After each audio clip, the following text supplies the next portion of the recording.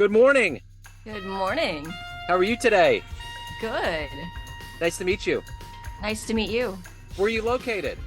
Ohio. Okay, excellent. We're at in Ohio. Canton, Football Hall of Fame. Oh, excellent. I need to get up there. My son would love that if we went up and saw that sometime. That'd be cool. It is nice. Yeah, excellent. Well, I'm in Missouri, so we are in the two Oh, states that swing every election. We have a yes. lot of a lot of say here in these states. So it's great to meet you. And I'd love to begin our conversation with living through what we went through the last 3.5 years or so, which has been the pandemic. How did you get through it, and how did it change you? Okay, we can do that. Yeah, so that's the beginning, and then we'll kind of move from there into your life and what makes you who you are. So we'll just start there. Okay. Do you want me to start over? No, however Oh, I don't know how you normally do this, so. oh yeah, no, I usually dive in. I come from jazz radio, so it's like once we hear the hi-hat clink, we just go in. So I'll just start from the top. First and foremost, thank you for taking a minute out. And I want to begin our conversation with living through the last 3.5 years of a pandemic. How did you make it through it, and how did it change you? Honestly, like everybody else, I think I was a little concerned in the beginning when things started to kind of go awry because I wasn't sure what to make of it all. But then coming from a semi-medical background, I think I understood a lot more what was going on than the average person. So the fear dissipated fairly quickly, and I started just dealing with things as they were coming.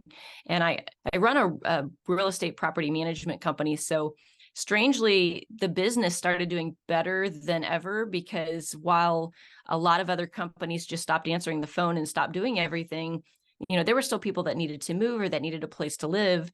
And we ended up kind of being very busy, knowing that we were still out there answering the phones and helping people out and doing what we could do. And we were doing things like lockbox showings. So everybody didn't have to like see everybody. Yeah. But so we gave options to people. Some people wanted people to be there, and that was fine. We did that. Others wanted to be by themselves. We did that. So we just adjusted the best way that we could. And our business actually did better because the competition wasn't doing anything. Yeah. So I've heard sometimes that. yeah, That sometimes there the was opportunities are there. Yeah, that's the thing. There were silver linings that no one expected, and things actually did a little better. I mean, it obviously doesn't take away from what we had to go through and everything that went into it, but from all the other perspectives, it's like there was realities where things worked out in a different way, unexpectedly good, you know. Yes, So definitely. so you have a lot going on. You're an entrepreneur, you have real estate, you have books, you're a writer. Let's get to the essence of you. And if I put you in front of a bunch of third graders at a career day, one of the kids looks up and says, "Hey, what do you do for a living?" How would you encapsulate and answer that? I would say that I am an investor, an entrepreneur, and I believe in financial education. And then I would explain to them what that means Yeah. because we never got any of that in school. So a lot of us don't understand business, investing, money. And today's kids, they do get very curious about it. Once I start saying these things, they always have a lot of questions. Yeah. And I think it's wonderful. Yeah. It is. Isn't that weird? The things that we really need the most. Like I remember in college, I took college reading and study skills, and it taught me how to prepare for a test and how to do it. And you never get that, even with financial things. I mean, it's like the biggest education you get is you get this credit card when you become like a freshman in college, you max it out, and then you have to learn the hard way, Yeah, you and know? my parents did the best they could, but they didn't even know all the right information. So Yeah. how can they teach what they didn't learn either? Yeah. And so most of my what I call my real education actually came after I was out of college and I started learning from people that were out doing the things that I wanted to do, which is usually what I recommend for other people to get started with as well. Yeah. Find somebody that's doing what you want to do and is successful at it and learn from them. True. And that's really how I got my real education. And now I'm kind of on a mission to help kids learn at younger ages. I took the knowledge that I had learned from my real education and I started homeschooling my kids with that. And they started investing in real estate and other investments while they were still kids. And they're only 13 and 16 now. Yeah. But my Yeah. 16-year-old was a millionaire before he could drive. Wow. So I think if we teach kids the right lessons, they can be successful. They're smart, they're motivated, they're curious about it all. They're just not getting the right information. And today's school system doesn't focus on that at all. So they've got to actively go seek that out. Yeah, that's interesting. What did you want to be in the third grade? What was your dream to grow up and become? A doctor. Okay. Did you do anything medical school wise or anything? I graduated with my pre-med degree. I was working in the hospital at the time. I did make it to my medical school interview, but like the week before I went to the interview, I had an event happen at the hospital I was working at that pretty much told me that while I loved medicine, the institution of medicine was the system was going awry, Yeah. and I can't play the games that they were playing. It was kind of disheartening to know that you love a topic, you want to help people, but the industry itself has all these political games going on and things that you just don't want to deal with. Yeah. And Yeah. so I ended up deciding not to go to medical school. Okay. I get it. I understand. So let's go back to the roots of where you were born and raised and how these seeds got into you to become who you are today, to be a writer and to be into real estate investing. How did that happen? Honestly, my goal was just to inspire other people to start learning. I started out, my husband and I lived on a mattress on a warehouse floor, and we had nothing at the time. And that's where we started learning and really building our financial education. And we became financially free within just a couple of years. And once people realized that we were doing that, they kept asking us all these questions. And I'm thinking, well, if I can help them get started and then they can become financially free, then they can go teach other people. And how much better would the world be if we just got all this information out and everybody could be doing so much better? Yeah. And then I realized that it's a great place to start. If I can start with kids who haven't built up all these, these negative mindsets, these limiting factors in their own head, if I can start teaching them early enough, they won't have all these things to overcome like I did or like my husband did. And so that's kind of become my new mission, just because I think the earlier we get everything out there, the better off everybody's going to be. I mean, Yeah. like I said, I run a property management company. I deal with people that are renting and I watch the decisions that they make. And it would be so easy for me to try to have gone back in time and taught them a better way to think through things through, and they could have been doing so much better than they're doing right now. Yeah. And so I see that every day, and I really just want to make the world better. Yeah. So who's been a hero for you in your life? Who's been influential that you've looked up to? I've got several names there. Robert Kiyosaki got me started with his book Rich Dad Poor Dad. Yeah. I T. Harv Eker, if you've ever heard of him, Yeah. Secrets of the Millionaire Mind. He was one of my mentors. He taught me so much. I quote a lot of things from Harv every day. And currently, I am learning from Mark Victor Hansen, because if you're going to be writing and selling books and trying to get your name out there and go inspire people, you want a mentor that's doing what you want to do, and he does that every day. Yeah. So those are the three top that I probably have in my life right now. It's interesting, there's always things that come out in interviews that are fascinating. And you're totally right. If you really want to learn it right, you need to be around people that are doing it. It's very essential because there's just not going to be any question. You're just going to watch what they do, and that's it. The proof is in the pudding. It's fascinating. So, if you can meet anybody alive on the planet right now, one person, and spend some time with them, who would it be? Oh wow, somebody that's already alive. Yeah.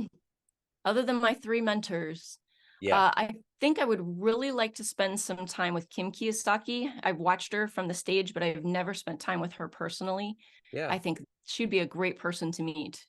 Okay. So, as an author, what was the first book for you growing up that you read that either made you want to write or read more? Dr. Seuss, if Okay. strangely enough, I know that's a kid's book, but my favorite one from him is "Oh, the Places You'll Go." Yeah. And even today as an adult, I read it, and it just gives me the shivers down my spine because it's so impactful. So no matter what age, it's a good one. Well, that's the thing. All of those, like even cartoons, are actually the humor and the morale and the whole meat of it is made for adults. It's adult logic, which is the proof that kids are smarter than we give them credit for, why they can understand financial concepts, you Yeah, know. I never held my kids back. I think I talked to them probably more like they were an adult as a kid than Yeah. most people would have expected. But they Yeah. also grew up then being able to relate to both kids and adults. So I think it worked out well for them. Absolutely. So, what is the daily motivation for you? What gets you out of bed? What gets you to want to do everything that you want to do to accomplish what you want to get done and to help people? What is that for you? Honestly, I think a lot of it comes down to my desire to make the world better. I want to have grandkids that grow up in a world that doesn't feel as messed up as I feel things feel right now. Yeah. And so I think in order to do that, it gets me out of bed. It gets me talking to people. It gets me to go on shows like this or to do our radio show and know that that message can get out there. And the more people that know, I think the better we're going to be. The older generations always say, things are messed up now. We want to make it better. Was there ever a time in our history where you felt like things were okay? As a kid, I think they were, and I don't know Yeah. if it's just that I'm recognizing problems more now or if things really are worse, and I've asked myself that question a lot, but Yeah. I have too. I just don't know. And that's the thing. Like I remember going back to I lived in a duplex as a kid, and I remember seeing it as an adult. And I was like, that's tiny. And we had woods behind there, and there was this vast expanse of land. And it was like, this just doesn't seem that big. But when you're a kid, everything's more grandiose, which is why, it's all like a Spielberg set. It's just like, wow. So it's weird. I'm just curious, just because you always hear like older generations always say the younger music's too loud or they don't understand what good music is, that whole notion. So, yes. um, so what's been one of the best success stories that you've had as far as in anything you've done, any vocation, whether it's in investing, real estate, or writing? What's been one of your favorite ones? Honestly, I think it was watching my kids succeed. Because I think that's every parent's dream, right? That your kids are going to do better than you did. Yeah. So knowing that I started in a difficult circumstance and became financially free and then taught my kids and I watched them succeed, despite the fact that, most people say, oh yeah, a kid can't buy real estate. Well, yeah, they can. They Yeah. can't get a bank loan. Most banks won't loan, but they can find private lenders. They can do all these creative things, and watching them figure out how to solve all those kinds of problems without my money, without my credit, and they go out and do it. I think that's my proudest, happiest success story right there, is knowing that, and if my kids can do this, anybody can do this. Yeah. So they are an inspiration to all of us. What's been the best advice you've ever gotten? Don't look in the mirror. Okay. People are not, I always think everybody's going to think like me or everybody's going to have the same opinion of something as me. And I think it's been key to know that we all think about things differently. We all look at them a little bit differently.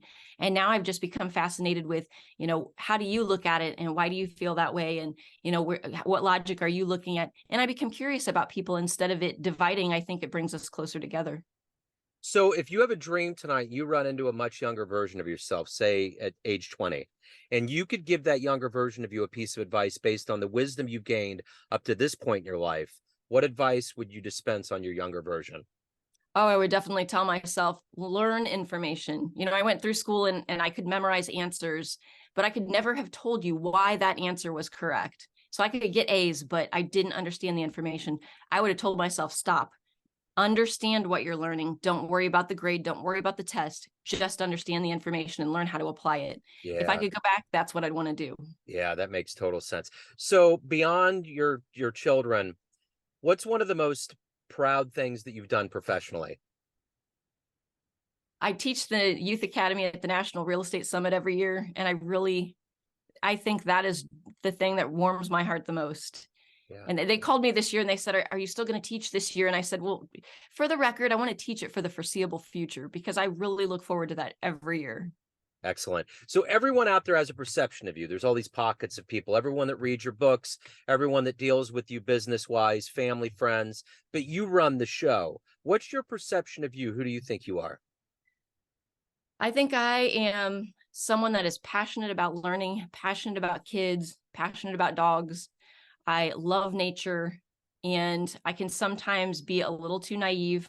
I can sometimes not see a problem when I need to. And I think overall, while I always try to do things right, sometimes I need to stop, don't rush, and think things through. Yeah. That's me. Yeah, yeah. So if we get off this call here and a time machine lands in front of your house, and you could get in there and go back in time and see any event in human history with your own eyes, what would you love to have witnessed? Uh, the writing of the Constitution, without a doubt. I would love to be in that room and watch the whole thing. Excellent. Wow, you're on top of it. It's like you knew the script going in. how can people buy your books? How can they reach out to you, hire you, learn more about you? What's the best way to do that?